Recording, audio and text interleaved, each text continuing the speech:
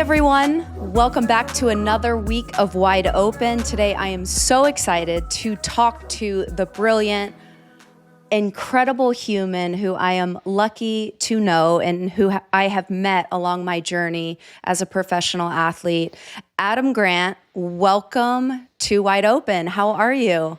Thanks, Ashlyn. That's a lot of pressure. I don't know.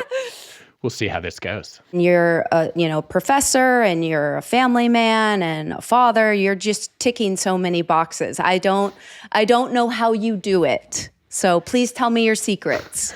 Well, you're too kind, Ashlyn. The short answer is when you get cut from the 9th grade soccer team, you have to find something else to try to excel at. So I played 10 years of soccer. I think I was barely good enough to be on a travel team in middle school, but not good enough to make my high school team. And when that door closed, I sort of started barging through others and have been doing that ever since. I love it. And I know this is so interesting because, I have kept up with you for so many years. I really have enjoyed our time together when I was a player and your work that, we're also lucky you choose to show up and share with everyone. But I want to know more about you. I want to know more about the young Adam growing up in the suburbs of Detroit. I'm interested to know who Adam was as a little boy, who was a swimmer, a basketball player, a creative thought provoker who asked a bunch of questions, who lived life through. You're a data nerd, which I love about you because for me, if I don't see the numbers and I don't have the facts, it's hard for me to buy in. I got to be honest. So I love the way you think, but I want to know why you are who you are and what was the process like? All right. So I think the place to start was, I was definitely obsessed with sports as a kid. I loved soccer and basketball, especially. And as I guess at some point in middle school, my friends and I started a fantasy basketball and football league. And I thought it was going to be a fun opportunity to talk more about sports. And instead they just made fun of me the whole time, calling me Mr. Facts. Brutal. This happened when we were trading sports cards too. I'd start to argue about what were fair terms for a deal. And they would say, "Shut up, Mr. Facts." So I was a pretty nerdy kid, and I definitely loved data, and I loved challenging myself. And I think two things happened that piqued my interest early in psychology. One was I started coaching my younger sister's soccer team, and I had to try to figure out how to motivate her teammates and get kids who were, all swarming toward the ball at the same time to try to coordinate and think about playing a position. And that was fun. And it was a really interesting challenge. And then when I got cut from the soccer team to start high school, I went all in on springboard diving. And diving was a sport that just, it forced me to get deeper into psychology because I had to figure out, how do I overcome my fear of heights? How do I motivate myself to try dives that I think are outside of my ability level? And I'm probably going to end up doing a belly flop or a back smack. And then I started coaching diving too, and had to motivate other divers in similar situations. And so I think those experiences of both diving and then coaching diving and soccer they made me fascinated by psychology, and I wanted to understand what makes us tick better and how I could help other people bring out the best in themselves. And that, I think, planted enough seeds for the career that I have today that I really couldn't think of doing anything else. Wow.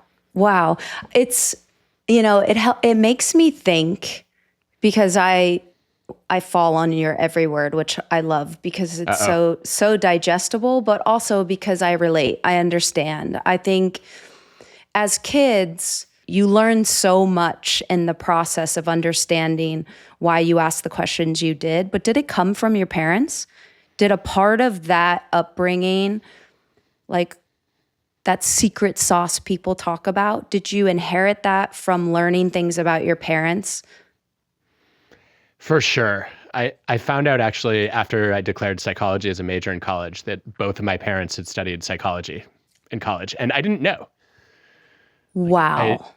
I should have known because terms like self-fulfilling prophecy were just thrown around in my household like that was normal dialogue. But I didn't realize that was a term that came out of social science. And I think, because they were a lawyer and a teacher, it never really came up. And I think that, that definitely, I think, sparked some kind of both curiosity and also like a sense of familiarity when I started studying these topics. I was like, wait, I know that. Like I've already heard about that. But enough about me. I want to talk more about you, because I think when we first met, I was struck by this strange duality, I guess, and maybe strange is the wrong word for it, but it was an unusual tension for me between you came across as both very chill and also extremely intense.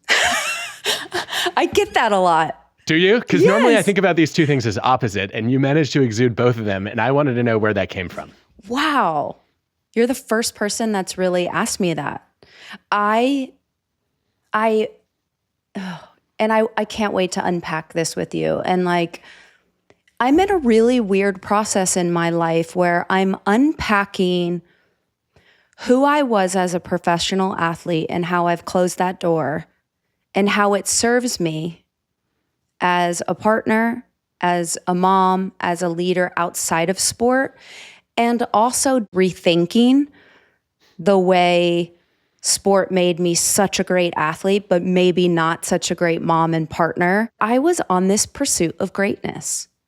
And it was weird for me because I wanted to be great at everything I did. And it wasn't something I could just drop when I walked into my house. I wanted to be the best at everything. And it really left me disappointed a lot. And it doesn't necessarily serve me as a mom. The intensity part you talk about, this overwhelming passion to be the best at everything I do, doesn't always serve me well in my personal life. And I'm really trying to unpack what being an athlete has taught me, the pain, the toughness, the discipline. But in the business world and motherhood, I'm learning vulnerability, flexibility, adapting to all circumstances. So I really took pride in giving my energy and lending it to the people around me to serve them. But I was fucking intense because at the end of the day, I wanted to win. And I wanted to win at all cost. And most people don't tick like that in the real world. And I'm learning in real time. I think this is one of the hardest things about transitioning from elite sports to other careers and also, frankly, to home life as, as a partner and a parent. Because in sports, the goal is so clear. And at the end of the day, no one has to tell you whether you succeeded or failed, right? You get immediate feedback just from playing. Mm-hmm. The result is it's immediately visible. And then in your job, you don't really know if you're doing great. And it's even more ambiguous at home. And I think when you talk about wanting to be the best, there's no such thing as a best parent or a best partner or a best boss. You might know if you're horrible at those things. But am I doing great or good? Am I better today than I was yesterday? It's so unclear. And as a much less elite athlete than you, I found that transition frustrating. And reminds me a little bit of some research that Barry Schwartz and Sheena Iyengar did, where they looked at the differences between people who are maximizers and satisficers. Have you come across this work before? Yes. So for anyone who doesn't know, basically a maximizer is somebody who's always aiming for the best. You want the best score on a test. You want the best job. You want to find the best apartment to live in. You want to choose the best city. You want to marry the best person. And satisficers are not looking for the best. They're looking for the best fit. So that often means the job that's good enough for me, the partner that's the right match for me. And when I was listening to you, Ashlyn, I was hearing maximizer. I want to win. I want to be the best. And the reality is that in the data, maximizers do better, but they tend to feel worse. Yep. And you've probably lived that. There's this, I aim extremely high and I get better results. But at the end of the day, I'm always comparing what I got to what I wanted. And oftentimes there's a gap there. Mm-hmm. And if my performance fell short of my potential or my objective, then I'm going to be disappointed. And I wonder how much of that you experience now. Yeah, I think I do. I I really think comparison is the death of like creativity and and confidence. And it's so easy in this landscape, in the way I've been brought up in sports, in this pursuit of perfection. I'm never happy with myself, but even when I win, I can't sit in it for very long because my mindset is always, what's next? What's next? What's next? And Adam, I gotta be really honest, like I feel more at ease in suffering because of this pursuit of excellence. And at some point you kind of just have to like drop the bucket and realize every day I'm trying to be the best version of me, and no one's harder on me than me. As an athlete, as a mom. Well, as I hear you talk about the what's next, this is also, in some ways, a curse of American culture. We're one of the most future-focused countries on earth. Oh. And there are other cultures that are more present or past-focused. So I was thinking about the Nike Just Do It slogan. Mm-hmm. And if Nike had been founded in a more past-focused culture like Germany, I think their slogan would have been "Just Did It." Ooh. Because there's actually research on this that if you look at Americans' happiness, your happiness depends more on how you think you're going to do tomorrow than how you did yesterday. Mm. In Germany, that flips. Your happiness is less dependent on how you think you're going to do tomorrow than whether you're satisfied with how things went yesterday. And I think being future focused is great for raising the bar and hitting goals and achieving success. It's not so great for day-to-day happiness. And so I think that ability to savor the things that went well for you last year or last week is pretty important. And it's not a skill that you get taught in sports at all. Yeah, I agree. How do you, because you show up so much and give so much perspective with teams, with, different clients who are what I consider the most successful high achievers out there. How do you function in your own space? Like, do you ever feel like you're failing? Do you ever feel like you're not living up to what you're preaching to everyone? Like that's stressful. It's stressful for me for you. Well, thank you. Thank you for stressing out on my behalf. I accept your vicarious stress, and if only I could offload mine onto you, it would be all good. No. I think I've gotten better at this over time, in part because in teaching about it and writing about it and podcasting about it, I've started to sort of force myself to internalize the message that I would deliver to others. I think it was a real struggle for me when I started down this path of, I don't even know what to call it, thought leadership a dozen years ago. I remember there were a couple of moments where I felt like I had utterly failed. The first one was I published my first book and it hit number 2 on the New York Times bestseller list. I should have been celebrating. Yeah. Who expects to have a New York Times bestseller? When I started writing Give and Take, I didn't even know if anyone other than my mom would read it. And yet, once my publisher, said, "Hey, we want to buy this book, and we think that it could make a real impact in the world," and once I got some early feedback that some of the concepts resonated, my expectations started to climb and climb and climb, and so then it was a disappointment to fall short. And then I knew that one of the most important things I could do to get the word out about the book was to give a TED Talk, and I got rejected by TED. I felt like I failed again.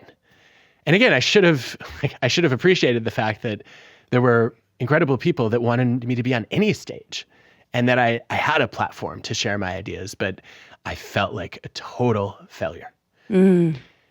And Ashlyn, it really took me about 3 years to move past that. So 2013, I felt like I fell short on the book. I failed on not getting the TED Talk. And then in 2016, I launched my second book. And a friend called me and said, "Congratulations, what are you doing to celebrate?" And I said, "Nothing. I'm a writer. What do? You write books. This is not a big deal." And she said, "How many books do you think you're going to write in a typical decade? Like, of course, this is a huge milestone. You poured multiple years of your work life into this. Yeah. You have to celebrate. And in that conversation, it hit me that I was making a mistake that I had warned my students about over and over again at Wharton, which was like, don't let your expectations rise with your achievements. I'd said this so many times. I'd watch my students go through this process where they accomplish something and then their expectations rise and they start to take for granted what yesterday was an extraordinary achievement. And here I was, like I'd gone from thinking, wow, it's incredible to have the opportunity to write a book to, I read a book. Big deal, that's what I do. And so I realized that the best way to manage that was to get better at rewinding the clock a little bit. And if I was going to let my expectations rise with my achievements, then I had to get in touch with a former version of myself that had lower expectations. And so I started thinking about, like, how proud would my younger self be of what I've achieved now? Like, let's think back to 20-year-old me that was just excited to become a psychologist and had no idea that I would ever have a chance to write one book, let alone multiple books. Like, what would that version of me think of where I am now? I would be so proud. And so I have a responsibility to be that proud now. And so I do this every time I set a goal, Ashlyn. I think about, if I achieve that goal, how proud would my younger self be? And then that's the version of myself that I compare my current achievement to, not what I did yesterday or what I expected to be able to pull off tomorrow. Yeah, absolutely. There's a lot of power in that. This is what I love about you. Every time I'm around you or hear you talk, you always make me think, but you also make me think on how to better myself and how I can be better to show up around the people I love the most, which was, back when I was preparing for the World Cup, you used to always talk about this. It was the different types of people in the world and how we function in groups. You have your givers, your takers, and your matchers. Why was that the first? Like, why was that the first big break in the code here, where a lot of people were like, holy smokes, it makes you think a lot about how teams click, how organizations click, how are you getting the best out of the people around you? Well, I had no idea when I was doing my research on givers, takers, and matchers that you were going to be thinking about these concepts leading up to the World Cup. And frankly, I'm worried that it might have distracted you a little bit. I'm like, I don't know if a goalie needs to be focused on interaction styles in a critical moment when you need to be making a save. But I think the thing that first got me interested in this topic was I kept having experiences where I felt like, well, actually, I mean, it was a diving moment where I basically, all of high school, my diving goal was to be a state finalist. And then that was top 12. And in particular, my coach had set a goal freshman year that I was going to be all state. And that would have been top 6. So junior year, I surprised myself and maybe him too by making the state finals, and I finished 8th in the state. And that was basically 2 years after I'd been the worst diver on my team, and my teammates made fun of me, calling me Frankenstein because I was so stiff when I walked. Brutal. Yeah, I was not cut out in a lot of ways to be a diver, but I had an amazing coach, and I put in a lot of work, and I made more progress than I expected, certainly. And so then I had really high hopes for senior year because I knew more than 2 people were graduating. And I knew that I was going to pour every ounce of energy I had into getting better as a diver. And then senior year came around and I finished 9th. Like, despite getting better, I performed worse. And one of the most brutal parts of that, for what for me felt like a failure, something I'd worked for 4 years, was one of the guys who beat me had not been a state finalist the previous year. And at diving camp, I had coached him and taught him how to enter the water without a splash. The one thing that I excelled at as a diver was the rip entry, where you just disappear into the water.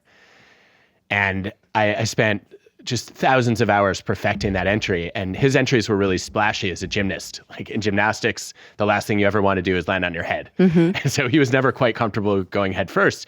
And we were at diving camp together. And I remember, saying, hey, Ryan, like, let me show you a couple tricks for how to make your entries cleaner.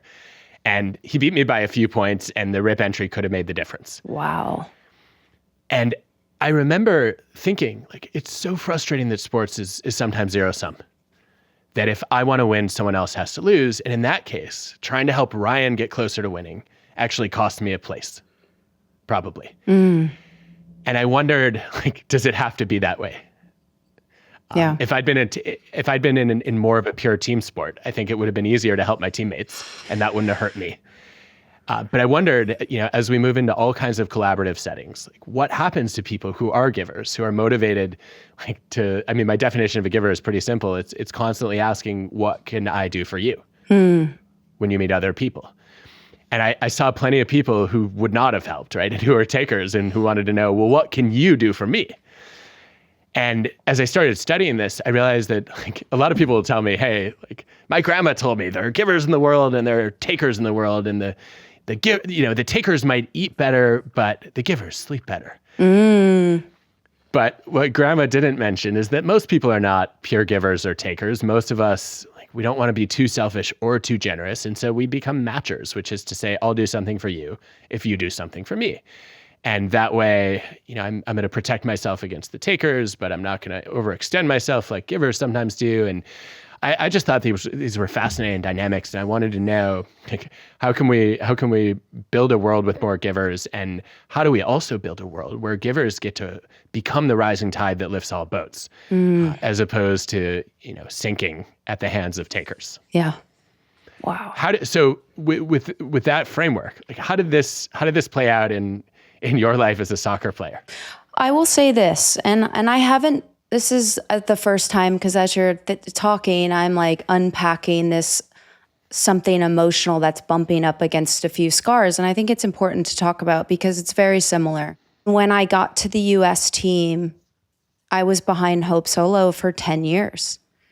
And then when I had my moment, to be a number one, and I was competing and fighting for the starting position with Alyssa Nair, I didn't get it. And I had a choice to be the best teammate to her and the best leader I could be from a position of showing up and giving everything I had and knowing I would never see the field. I guess what I'm trying to say is what's been the hardest thing for me, as now I'm a retired athlete and so much of my worth is how I serve my community. The hardest thing for me is to hear the critics say things, or people say, well, you never did anything. You never played in a World Cup. I went to 2 and I trained every day, didn't have a day off for 30 something days to prepare my team for success, for battle. I put my ego aside. I played my role.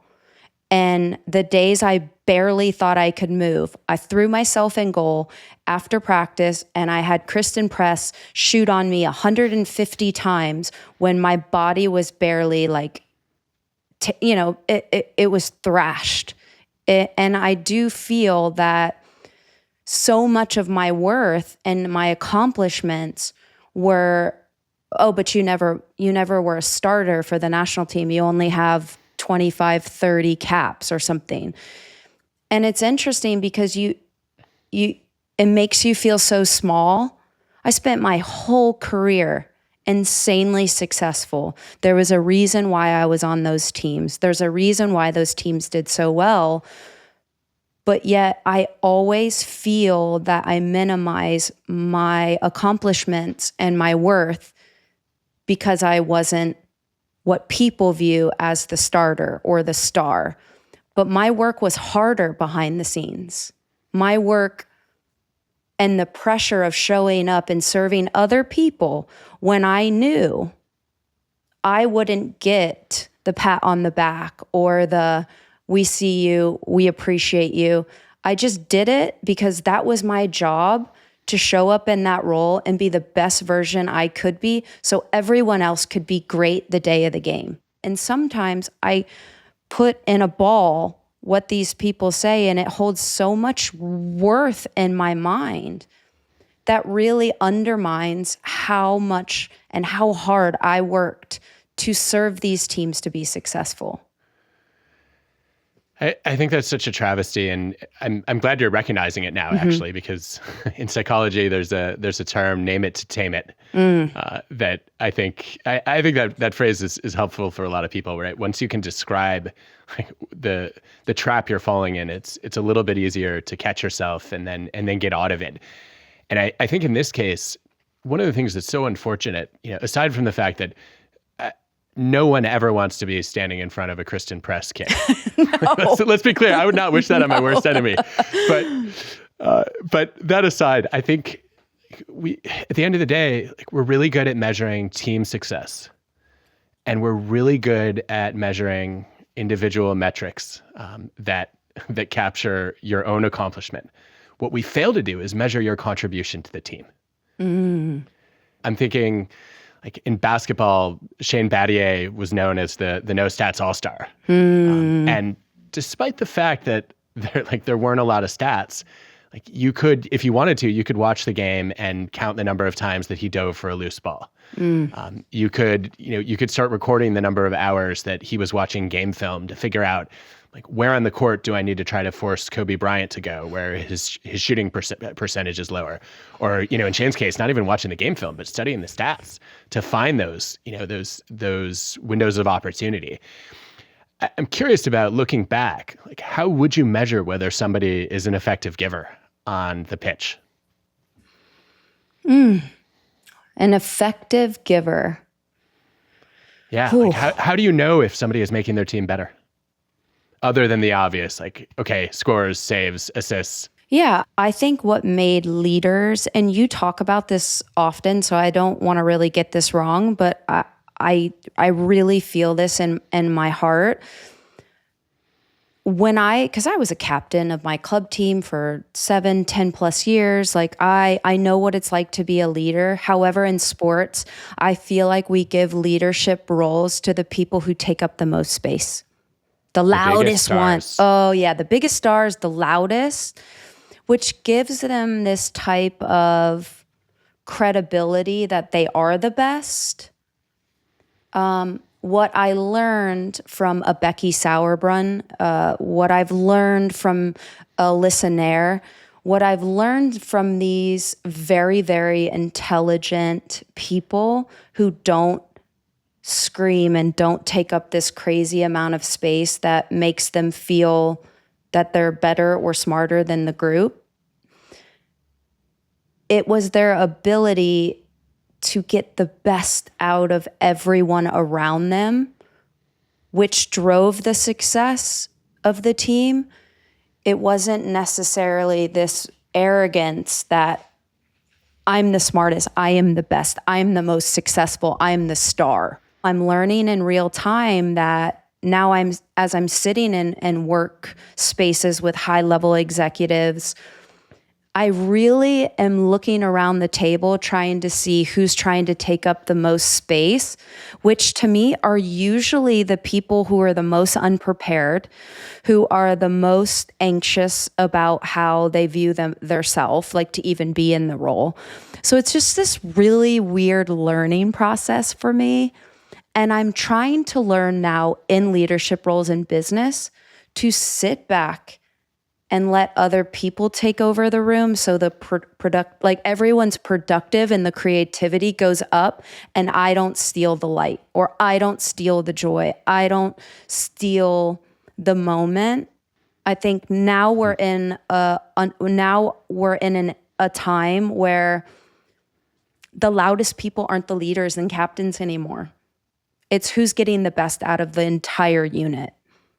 So interesting. Yeah, I mean, that if it makes me think there's such a clear parallel between sports and business in that way, where I think in like, we see the exact same dynamic in, like, I think about Alan Benson's research that he's led on salespeople, for example, where like the salesperson who brings in the most revenue is the most likely to get promoted to manager. That salesperson is not actually the best manager. That person's good at getting deals closed with customers and clients, not necessarily at making a team of salespeople more successful. And empirically, if you wanted to promote the best leader, it's not the person who sells the most. It's the person who gives the most referrals to other salespeople. Right? Looking for ways to lift their teammates up is a leading indicator that they're going to be great leaders. And it sounds like you saw that dynamic in soccer really clearly. I think, I get why, oftentimes the captain is the star player, because everybody respects that person. And like nobody's going to question their authority when they're the one who has either the most recognition or the most rare and irreplaceable skills. At the same time, though, that person is not always motivated and qualified to lead. And the worst thing you can do is promote a toxic superstar into a captain role or into a leadership role, because then their voice is amplified and they're modeling the wrong behavior. So I have to ask you, Ashlyn, in college, you played for the winningest coach in soccer history, Anson Dorrance. Go Heels. Go Heels. I think a lot of people would look at that record and say, well, you could pull that off just by being a great recruiter. And then you end up attracting a bunch of stars. And then year after year, everybody wants to play for the greatest coach and the greatest team. I know it was more than that. What did you learn from Anson about culture building and about creating a team that was more than the sum of its parts? It was very humbling to learn from him. He had a unique gift to see people in terms of potential. And he would always say potential means shit if you're not willing to do the work to get yourself where you imagine, which I don't know how many people know this, but we were ranked every single day in practice. We had 20 every day. Every single day. Everything was about stats. Everything was about numbers. Wow. And you would walk up to training and there was a bulletin and you were ranked in everything.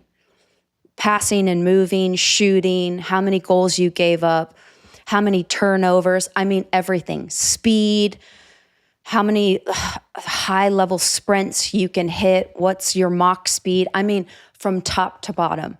But you were also ranked on how you show up, what your character looks like. Were you a giver? Were you a taker? So there was core values. Wow. He made us, every class had meetings every week, and he would make you read books. And you would talk about how you were going to be a person who shows up, which is just as important as the player. So we had these core values, and we read books like Man Searches for Meaning and all of these great things that gave us perspective about just being a good athlete wasn't enough. We wouldn't contribute to our society, to our small groups, if we were assholes. That's what he used to always say. He really, it's humbling, Adam, to sit on a paper, to get a paper and say, this is what people think of you outside of sport. Powerful. It's so powerful, and everyone's so scared to do it because how they will internalize it. For me, people don't care how much you know until they know how much you care. These things were burned in my memory of the core values we would have to live by. And when we would warm up, we would have to recite them, and we were graded on it virtually. And it changed my whole dynamic of my life. What I think is brilliant about that is, first of all, the idea that you're going to be evaluated not only on your competence, but also on your character. Yes. That's huge. Because then you have to think about, how do I show up? How do I treat other people? What's my value added here? Mm-hmm. Secondly, I think what's also really powerful is I work with so many leaders who are afraid to give feedback that often because they think they're going to stress everyone out. I found the exact opposite, that if you know you're going to be assessed every day, it starts to become just a daily routine, as opposed to the quarterly performance review that is a tremendous amount of pressure. And so the idea that we're going to do this daily means that my behavior every day matters. And I have an opportunity to earn a better reputation and to demonstrate my character differently tomorrow than I did today. That is, I mean, it's such a clear way of motivating people to think about their growth on a day-to-day basis. If it were up to me, I would rate, not rank. There's a lot of evidence that forced rankings can lead people to compete with the very people they're supposed to collaborate with. And so to say, hey, we're a team, but I'm going to pit you against each other, I don't love that. Yeah, and this is, I think, where it goes full circle, Adam. Like, I really think that when I talk about the unlearning or the rethinking, I carry competition into everything, and it's toxic. And I have to not lose my identity that makes me great, but also not this competitive fire that when I walk into the room, everyone's like, she takes too much. It makes me uncomfortable. This winning competitive fire mentality, it's not good for me. And that, as a leader, if I'm not getting the best out of everyone, I'm failing. So that part of competition and that part of ranking, I have to leave at the door. I think that makes a ton of sense. You're making me rethink something, actually, which is maybe you don't have to bring the best out in everyone. Maybe the goal is a little bit more modest, which is to say, I want to make everyone better. That part. It's powerful, right? And this is there's something that you said, and I wrote this down because it's so true. And I swear I'm going to bring this in every meeting. It said, the easiest way to get people to tell you the truth is to prove to them that you can handle the truth. That is so powerful, because I do think in sports, we have massive egos. We have the ability to deflect. We are coachable when we want to be, but it's this, we can shell out all the, you got to be better. You got to do this. You got to do that. But can you handle someone coming after you that way? It's really interesting. I can't stress enough how important it is. Konstantinos Koutiferis and I were studying this around when you and I met, and we found that so many leaders asked for feedback, but people didn't know whether they were genuine about wanting it. And they often found, like, you didn't really mean it. You said you wanted to hear it, but then you completely shut down my idea, or you just ignored it because you were either threatened by it or you were too busy to pay attention. And we found that it's often helpful, instead of actually just asking for feedback, to give yourself feedback out loud. And that way you're not just claiming you're open, you're actually proving that you can handle the truth. Yeah. By saying, like, here are the notes I've been given last week. Here's the 360 review that I got about what I need to improve at. Here's what my team has told me I should be working on. Here are my own weaknesses and development goals. And guess what? When you do that, people are much more aware of your sincere commitment to listening and trying to put their suggestions into action. And I think that sometimes I hear leaders, when I talk about this, leaders will come back and say, but I don't want everyone to know what I'm bad at. And I'm like, they already know. Yeah. You can't hide it from them. The people on your team, they already know what you suck at. And so you might as well get credit for having the self-awareness to recognize it and the humility and integrity to admit it and start working on it. Oof. And I think that is the best way to keep getting better. Tell me the last time you got it wrong. I just want to know. I want to know the last time you really got it wrong, and how do you show up? Like, how do you acknowledge it? This actually happened over the weekend. I was getting feedback from a co-author on a project who said to me, I think that the details are probably boring, but who basically said, I think you're approaching this argument wrong, and it would be much clearer if we restructured it this way. And I started fighting back, and I said, no. Like, here's the reason I did it the way I did it.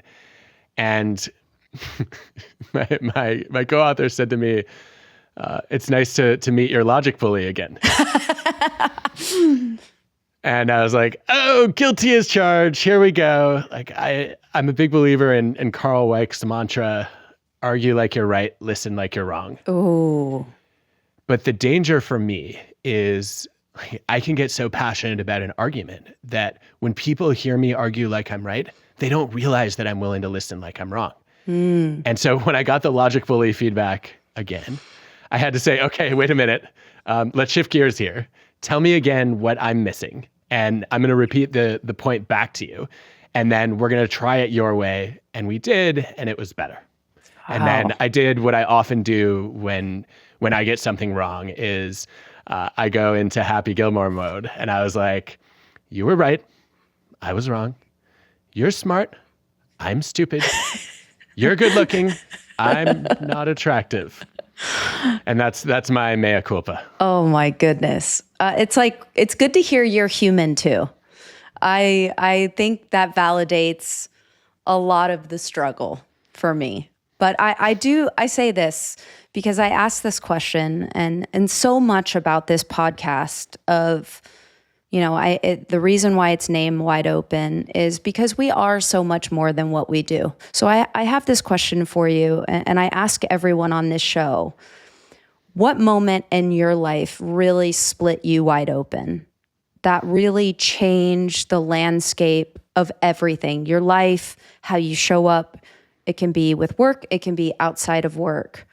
But what is that moment most people don't know about you that really shook you to your core, that made you really change and think about vulnerability and how you show up and just who Adam is? I will never forget being in middle school and being on the phone with my best friend, Con. And we got into a stupid argument about a movie quote. I think it was from Robinhood Men in Tights, but I'm not 100% sure. And we'd both seen the movie multiple times. We were both sure we were right. And we must have argued for 10 or 12 or 15 minutes and then hung up to go and check the movie. And we got back on the phone and I wouldn't admit I was wrong. And I tried to twist the argument to say, no, it was actually I was paraphrasing and here's what I was trying to convey. And Khan said to me, shut up, Adam. You know what? This is ridiculous.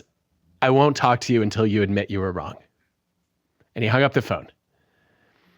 And we lived in the same neighborhood. We rode the bus to school together. We would ride our bikes to each other's houses. On the weekends, we talked every day. Mm-hmm. And we went several days without speaking because I couldn't bring myself to admit I was wrong. And talk about splitting me wide open. I woke up one morning. I was like, what is wrong with me? Why is it so hard for me to admit that I was wrong?